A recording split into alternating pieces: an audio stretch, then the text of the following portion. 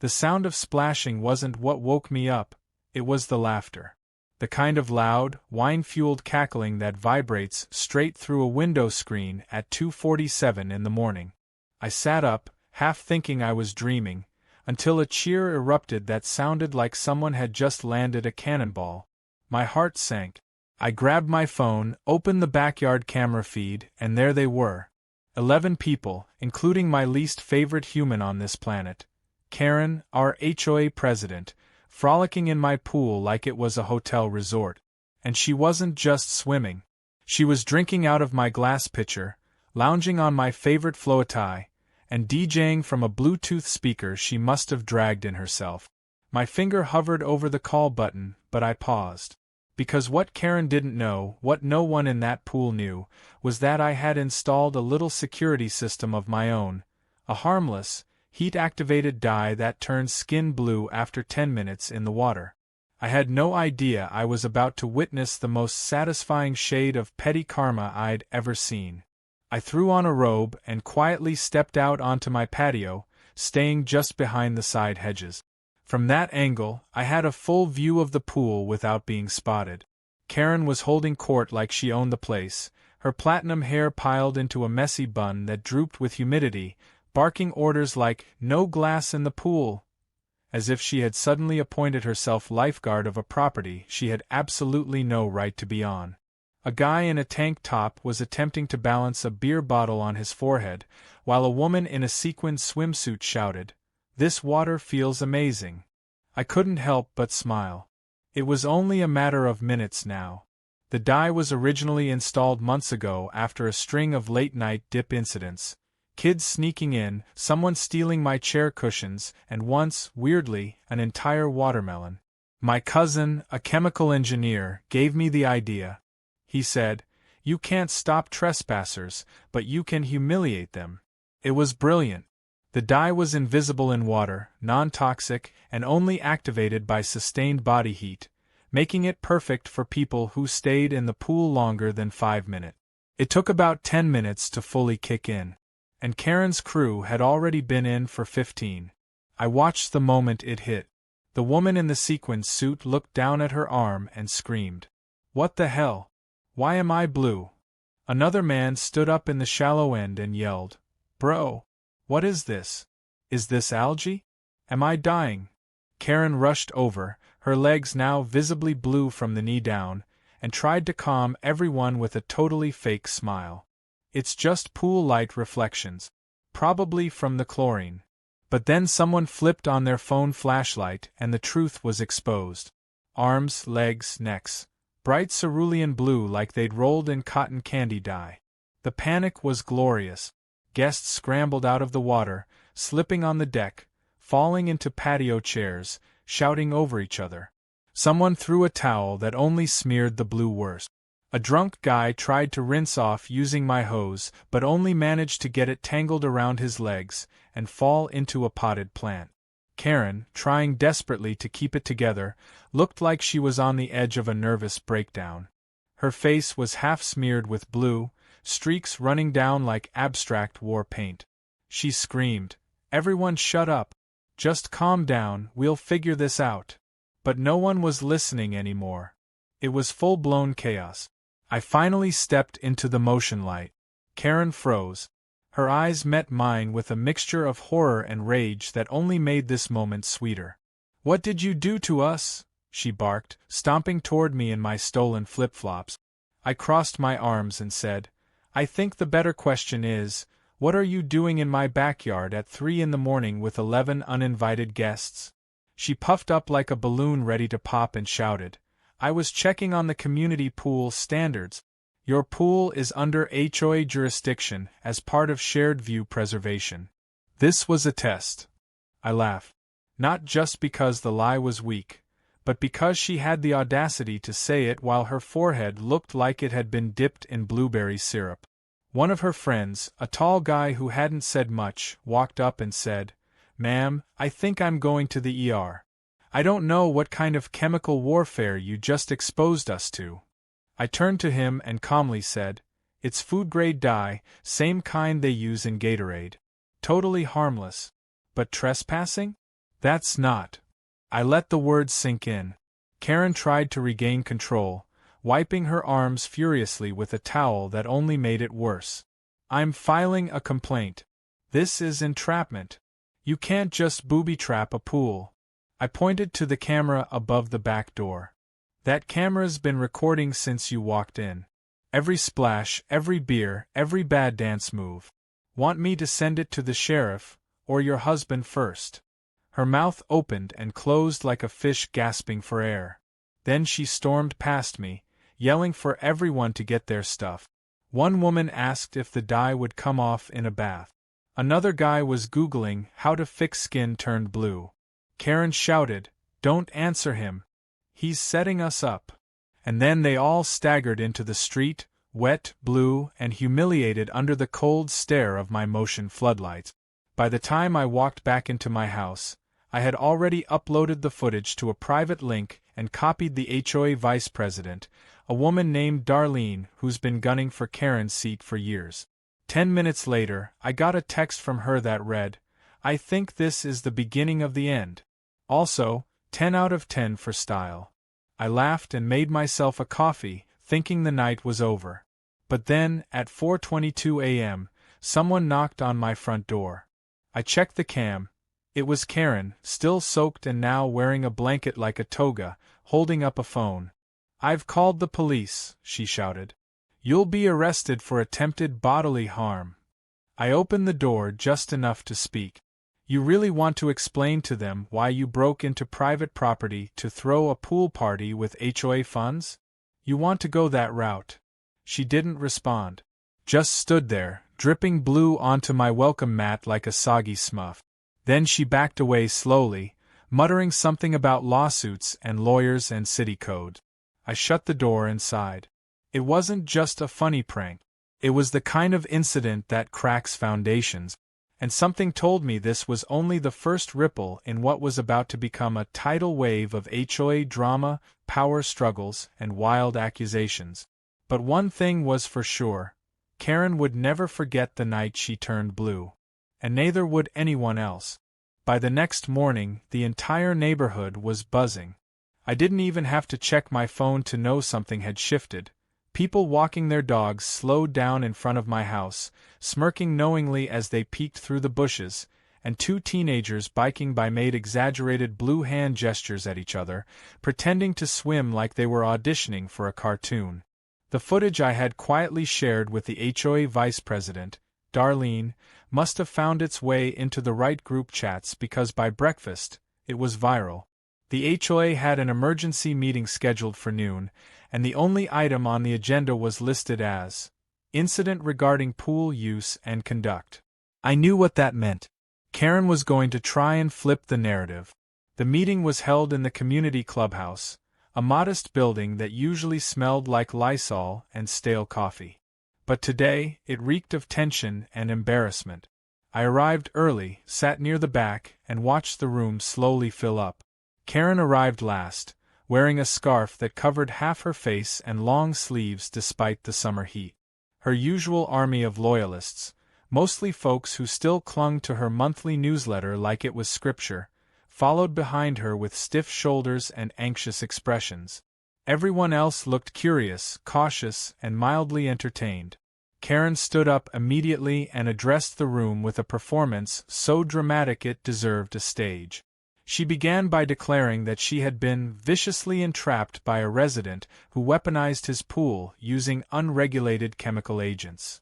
She claimed she had been conducting an unofficial safety audit to ensure that all properties met HOA standards for aesthetics and liability. She even waved around a clipboard, pretending it was official documentation.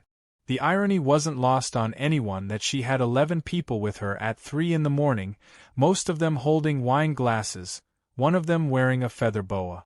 I sat quietly, letting her dig the hole deeper. Then she turned to the board and announced that she was submitting a formal complaint against me for chemical aggression, emotional distress, and reputational sabotage. She slammed a stack of papers down on the table. Someone coughed loudly, probably trying to cover a laugh. Darlene, composed and cool as always, flipped through the papers slowly. Then she held up one and asked, "Did you trespass onto his private property to conduct this audit?" Karen blinked and sputtered, "It wasn't trespassing. I have visual oversight rights as HOA president. It's in the bylaws." Another board member, a retired attorney named Greg, cleared his throat and said, "Actually, no such clause exists. You have no legal access to private property unless invited or unless there's an emergency." Karen's mouth opened and closed like a fish again. Greg added, "And the dye? I've reviewed the lab report. It's perfectly safe, non-toxic, the equivalent of food coloring.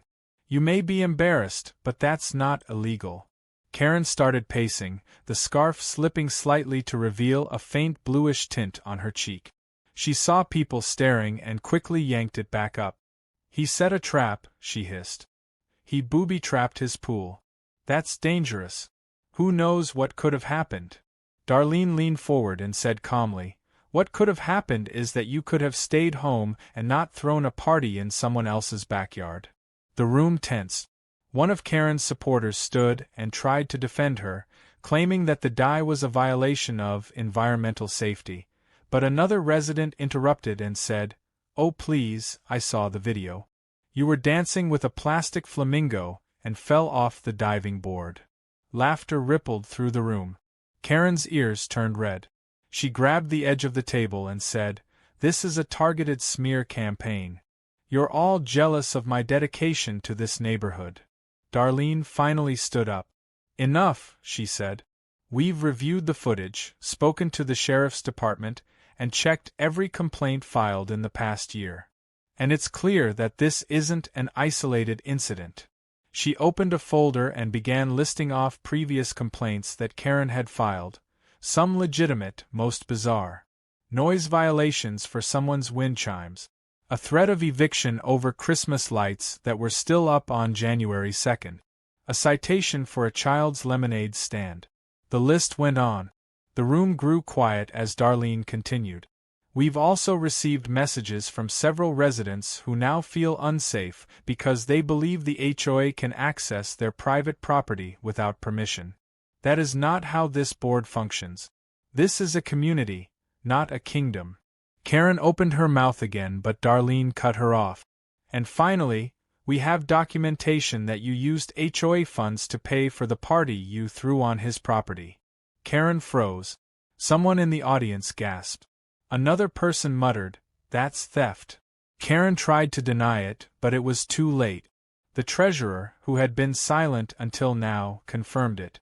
"Yes, a transaction was made the day before to purchase beverages and party supplies under the community engagement budget." A long silence followed. Karen's eyes darted around the room. She tried to pivot, saying she was planning an official summer kickoff party and that it just happened to take place early, but no one believed her anymore. The room exploded in voices, some shouting, some laughing, others demanding accountability. Darlene raised her voice to bring the room back. "I'd like to propose an immediate review of leadership and initiate a vote for interim president until we can hold proper elections." A cheer broke out. Karen yelled, "This is a coup! A personal vendetta," and someone responded, "Yeah, and it's long overdue." Before the meeting could officially adjourn, Karen stormed out, scarf flying off in the wind as she pushed the doors open. The sunlight hit her face, revealing the lingering blue tint that even her heavy makeup couldn't fully hide. Cameras clicked. Someone had called a local blogger who showed up with a DSLR and got the shot. Within an hour, it was online under the headline, "HOA President Goes Full Smurf in Late-Night Pool Scandal." The meme cycle was reborn. Back home, I received a quiet knock on my door. It was Darlene, holding a copy of the incident report and a warm smile. "Thought you'd want the official file," she said.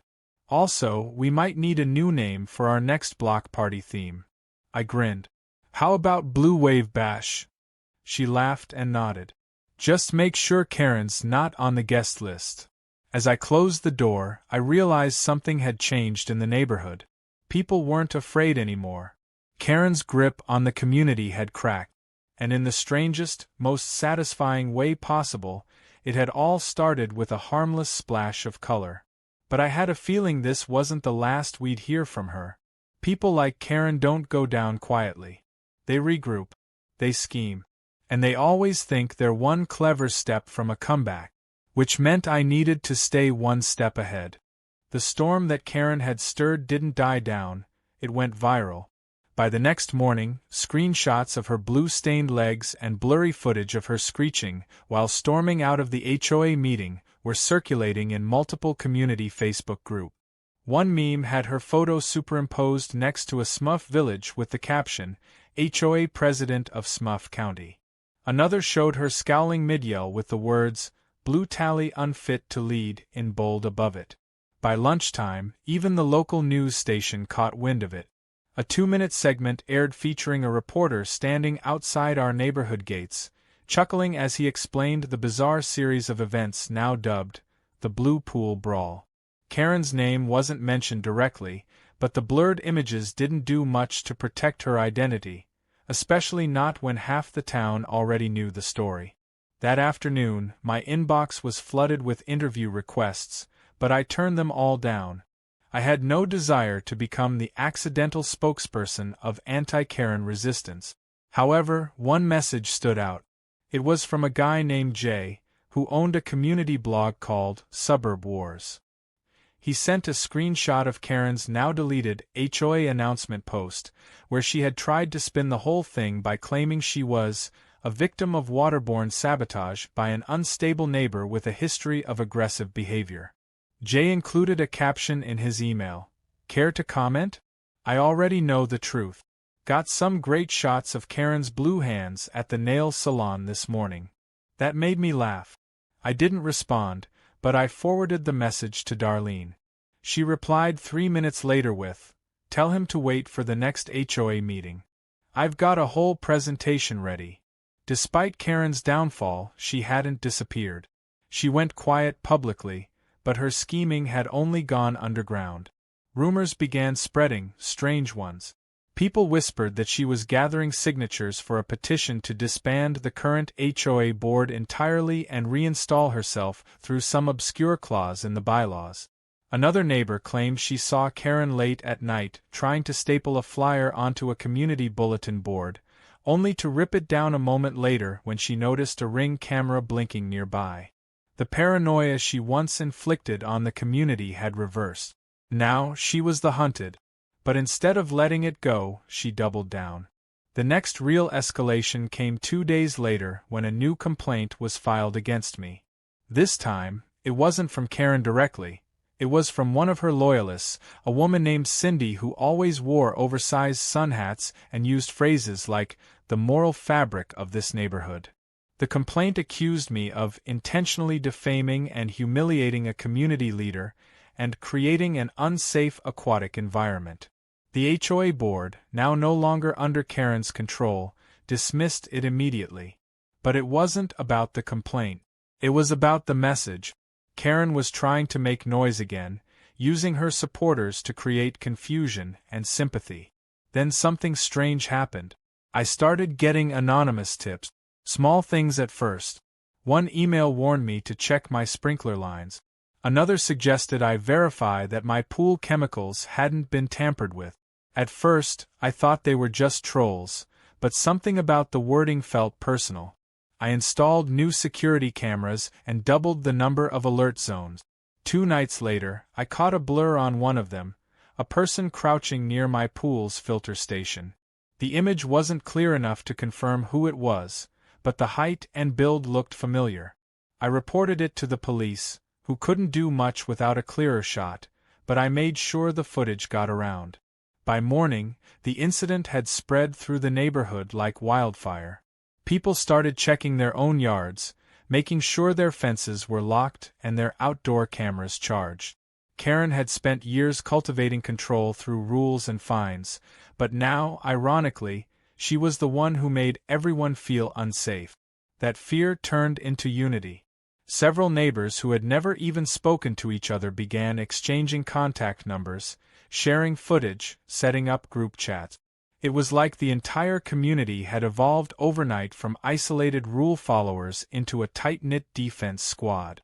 Meanwhile, Karen tried to regain her grip through less visible channels.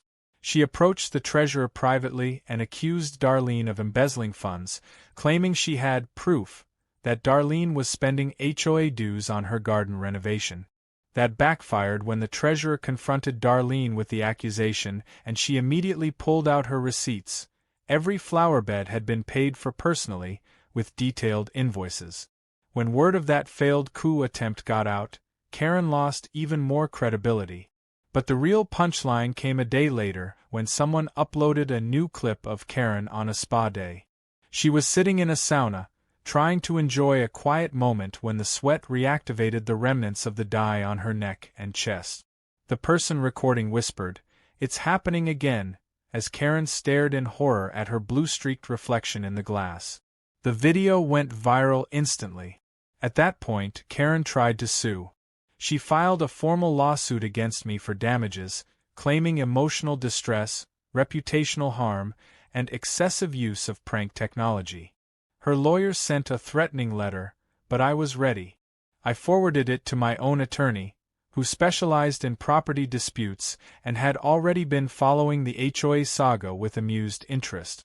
Within 48 hours, her lawsuit was laughed out of mediation. The court deemed it frivolous, citing the fact that she had broken into my property in the middle of the night and that the dye used was proven safe. Karen's team withdrew quietly, but not before someone at the courthouse leaked a photo of her leaving the hearing, still faintly tinted blue along the neckline. I thought maybe, just maybe, that would be the end of it, but I underestimated her pride. She wasn't done trying to twist the narrative. Karen launched a podcast. Of all things, a podcast. She called it Neighborhood Watchdog, and billed it as a truth-telling crusade against suburban tyranny. The first episode was recorded in her living room and started with dramatic music and her voice saying, "I was the victim of a blue nightmare." But what happened next changed everything. It was mostly her ranting into a microphone, mispronouncing scientific terms, and accusing everyone from Darlene to the mail carrier of conspiring against her.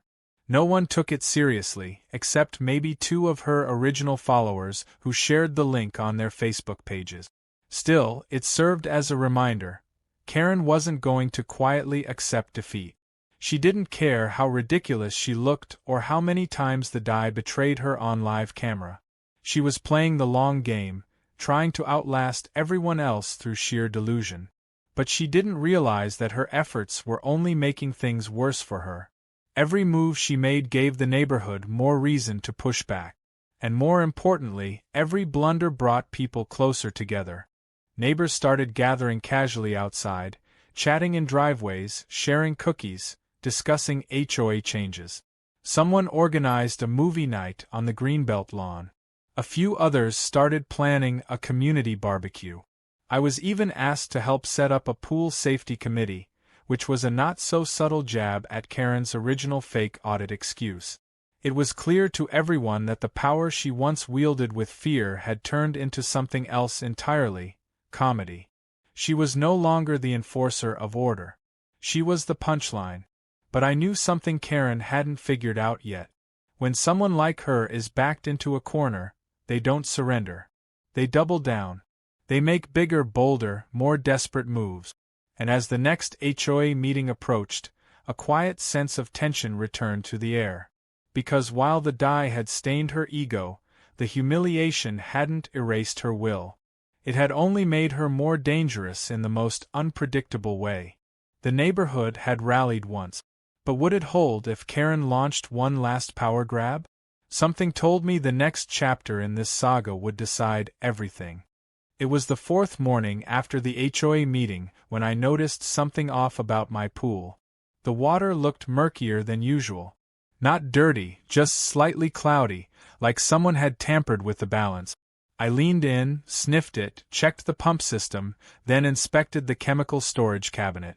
Nothing looked broken, but the main chlorine barrel had been nudged slightly, and the cap didn't feel like it was on properly. It wasn't conclusive, but something in my gut told me someone had been here. I checked the security footage from the night before. At around 3:18 a.m., there was a dark figure, hooded, barely distinguishable in the dim light, crouched near the back of the pool shed. They didn't get too close to the cameras and stayed in the blind spot near the filter housing.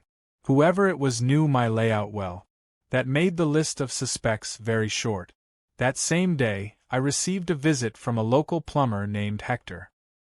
He looked nervous and kept glancing around as he approached my door. When I asked what he needed, he said, "You don't know me, but I've done some side work for people in your neighborhood. I got a call 2 days ago from a lady named Karen. She wanted me to mess with your pool system." My eyes narrowed. "What do you mean mess with it?" He scratched his neck and said, "She said she wanted me to accidentally break a few valves. Told me I'd be paid cash. Said it would force you to drain the whole thing, and then she could start a case to have it shut down permanently." I didn't say anything for a few seconds, trying to let the information settle in my mind. He continued, "I didn't agree to it, but I pretended like I was considering it and recorded the whole call. I've been following the news. You seem like a decent guy. Figured you should have this before something really nasty happens." He handed me a USB drive and left. I played the recording the moment I got inside. It was unmistakably Karen's voice, trying to sound casual, using phrases like, "I just want to reclaim the neighborhood's serenity, and if the pool's out of commission, we can push through a public repurpose clause." She even joked about turning the area into a reflection garden. The tone of her voice was so smug, so self-assured, that it made my skin crawl. I forwarded the file to Darlene and the city's community safety office. Within an hour, I got a call from a code enforcement officer asking to meet me at my home. He showed up that afternoon with a clipboard, took photos of the pool system, examined the filter, the chemical cabinet, and the footage of the mysterious figure. After about 20 minutes, he shook his head and said, "If what this plumber gave you is legit, she's in violation of both the city code and HOA governance laws. Tampering with utilities, even if she didn't succeed, is serious business." He promised to escalate the matter to the city attorney's office and let me know if formal charges would be filed. I thanked him, and as he left, I felt a shift. This wasn't just neighborhood drama anymore. It had officially entered legal territory. The next HOA meeting was announced the same evening. It wasn't just another discussion forum. It was labeled HOA Special Review Session. The notice included one shocking item: leadership conduct investigation and emergency hearing. Karen was about to face formal review. When I arrived, the room was packed. Dozens of residents, some standing in the back, others sitting cross-legged near the windows, all buzzing with anticipation. Darlene entered with a calm confidence and a stack of documents tucked under her arm. Karen arrived moments later, looking rattled. Her scarf was gone, her expression tight, and for the first time, she didn't have her usual entourage with her. Darlene stood and laid out the case piece by piece. She played the plumber's audio on the clubhouse speaker system, and the room was dead silent as Karen's voice filled the air, plotting the sabotage of my pool. Her tone, once convincing and authoritative, now sounded petty and desperate. When the clip ended, Darlene followed with the timeline of events, the security footage, the city inspector's findings, and a string of written testimonies from neighbors who'd witnessed Karen creeping around homes or harassing residents. She didn't raise her voice. She didn't need to.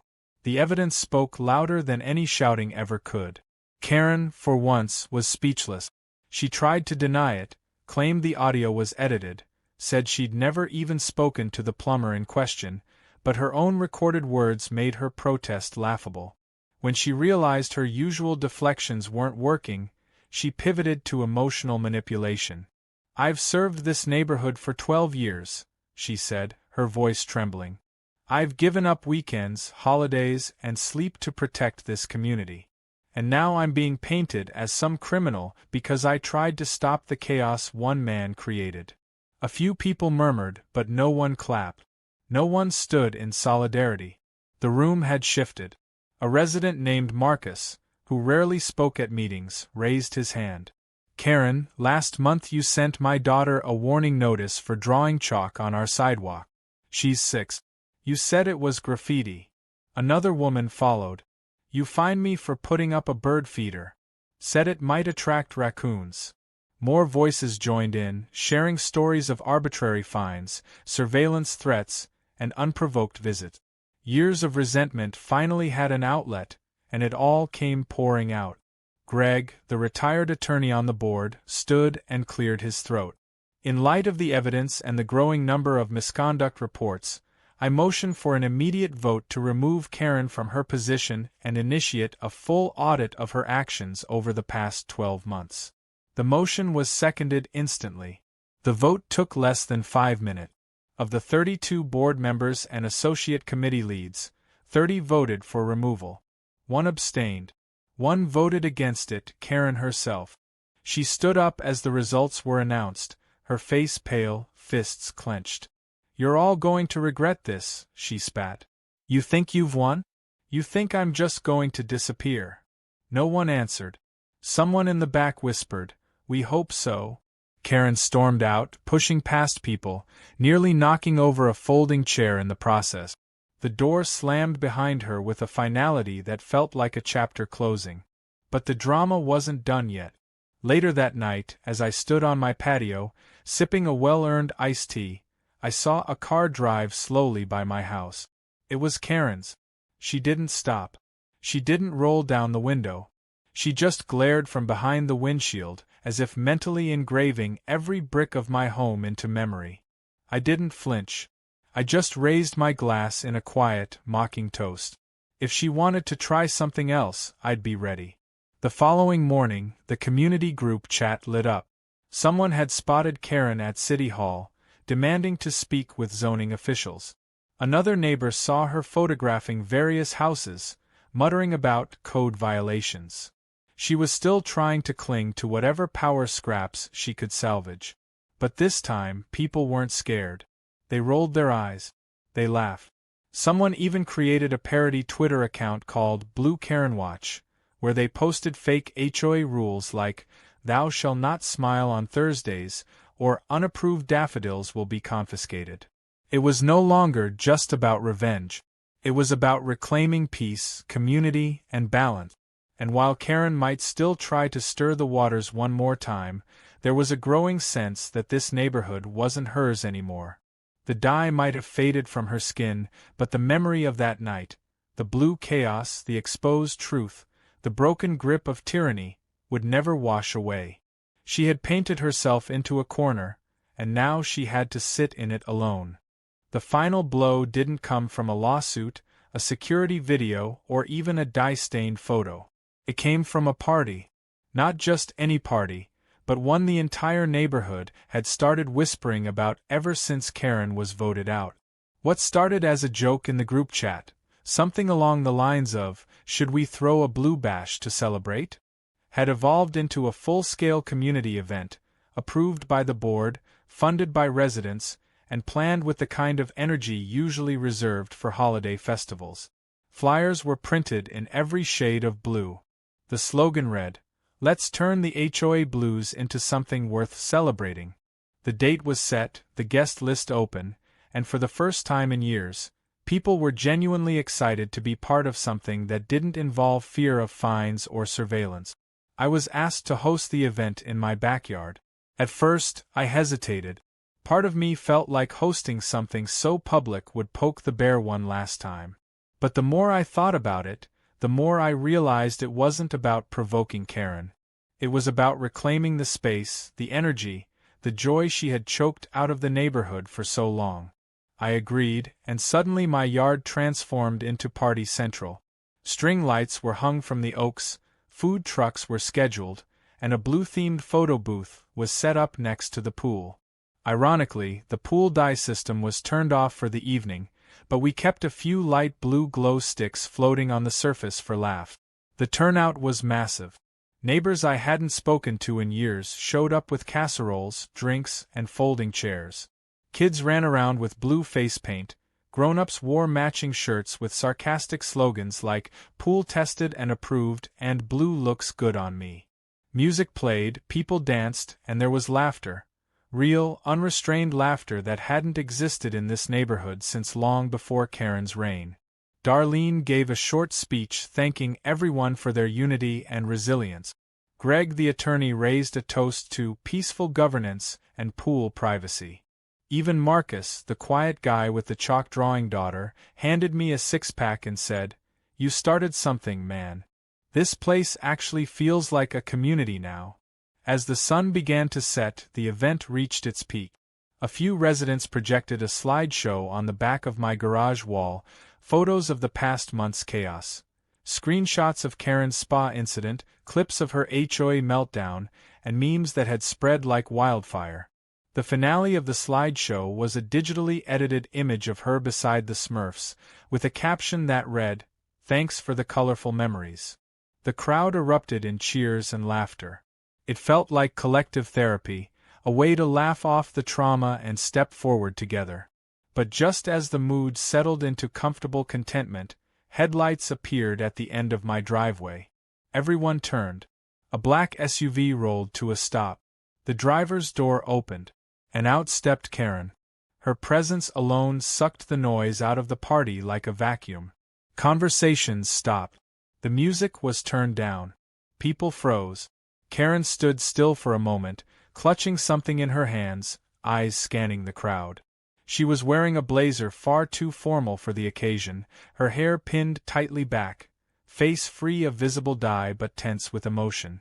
In her hands was a clipboard and a thick folder. No one approached her. No one invited her in. But that didn't stop her from stepping forward. Her voice, slightly shaky but firm, rang out. "I've come to serve a cease and desist order." She held up the folder like it was the hammer of justice. "This event defames my character and perpetuates false narrative. I demand the immediate dissolution of this gathering." The silence was sharp. Then, unexpectedly, Darlene stepped forward. She was holding a blue cupcake in one hand and wearing sunglasses shaped like stars. She didn't raise her voice, didn't flinch. She just said, "Karen, go home." Karen's face twisted. "You think you've won? This entire neighborhood is violating multiple city ordinances. Noise complaints, parking violations, unauthorized gatherings on private lots." She waved the folder. "I will get legal recourse if I have to." Greg stepped up beside Darlene and said, "You already tried that. The city dismissed it. And for the record, this is a permitted event. Filed under community-led initiative, approved 2 weeks ago.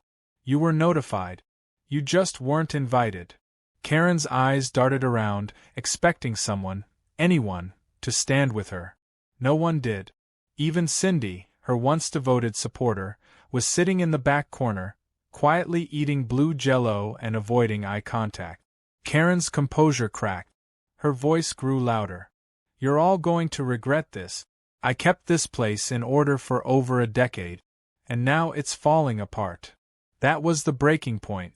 Marcus stepped forward again, holding his daughter's hand. "No, Karen. You didn't keep order. You controlled us. There's a difference." The applause started slowly. A few claps here and there. Then it built. Like a wave, more neighbors joined until the sound drowned out Karen's angry muttering. She stood frozen, her face turning red, not blue this time. Her arm dropped, the folder slipping to her side. Finally, she turned and stormed back to her SUV, doors slamming shut like the lid on a coffin. The car reversed too quickly, tires skidding slightly as she sped off into the night, disappearing from sight for what we all hoped would be the last time. As the music resumed, a sense of release filled the air. We had confronted the last ghost of her power and sent it packing. People danced harder after that, laughed louder, drank deeper. Someone jokingly dropped a plastic Smurf into the pool. I noticed neighbors staying later than usual, unwilling to let the night end. It wasn't just about celebrating Karen's fall. It was about owning what had replaced it: connection, laughter, a place people wanted to be. Later, when the crowd had thinned and the lights dimmed, I sat by the pool with Darlene and a few others. She leaned back in her chair, looked up at the stars, and said, "Do you think she'll try something again?" I shrugged. "She might. But it won't matter anymore. No one's scared of her now." Greg nodded. "Even if she files more nonsense, we've got precedent. We've got unity. And most importantly, we've got screenshots." Everyone laughed. It was the kind of ending you don't expect in real life, the kind that feels too neat, too perfect. But sometimes, after enough chaos, the universe gives you a clean break. And that night, as I looked around at the people who had once kept their heads down and doors closed, I realized something deeper. We weren't just neighbors anymore. We were a community forged in the fire of pettiness, colored in shades of blue, and stronger than any HOA rule Karen could ever invent. The next morning, someone placed a sign on the community board at the clubhouse. It was made of reclaimed wood, painted carefully, with the words carved in bold letters. No trespassing. No tyrants. No Karen. No one took it down. Not even the new board president. In fact, it stayed there for months. Just a quiet reminder that sometimes, a splash of color is all it takes to wash away years of control. And sometimes, petty justice really is the best kind.